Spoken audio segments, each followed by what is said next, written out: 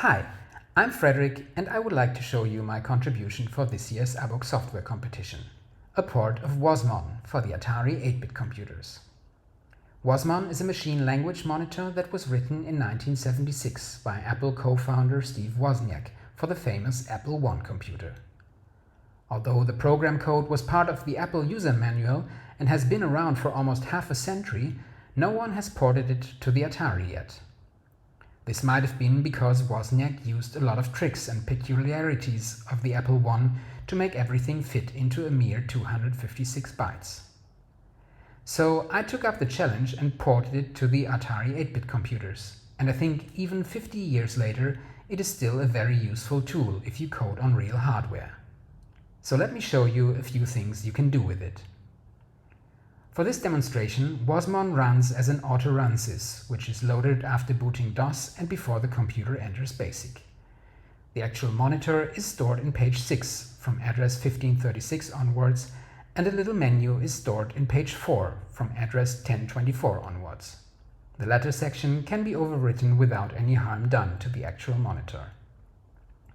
Once WozMon is loaded, you can always access it from BASIC by calling address 1536 and exit WozMon by entering X. So the first thing you can do is examine any given memory content. All addresses are entered in hex, so let's have a look at the first 8 bytes in page 6 by entering 600.607 to indicate a range. You can now see the memory locations printed in hex in blocks of 8.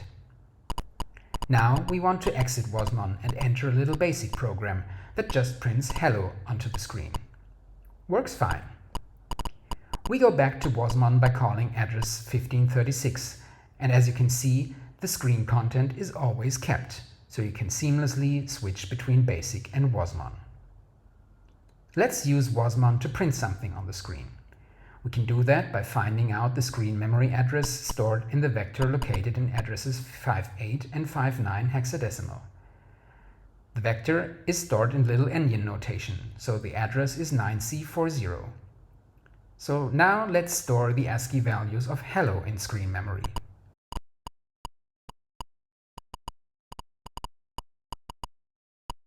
And voila, we can see it appear on the top of the screen.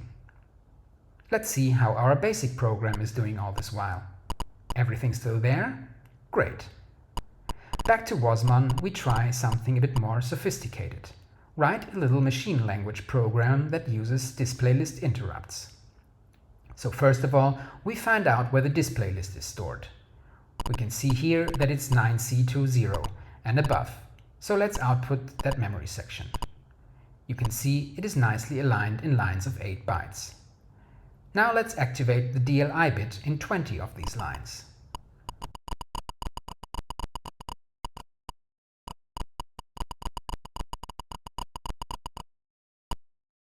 And now we store a little DLI program in memory location 400 hexadecimal. Those of you who know machine language will quickly see that it changes the colors of the text and background. So let's go back to BASIC and activate the DLI.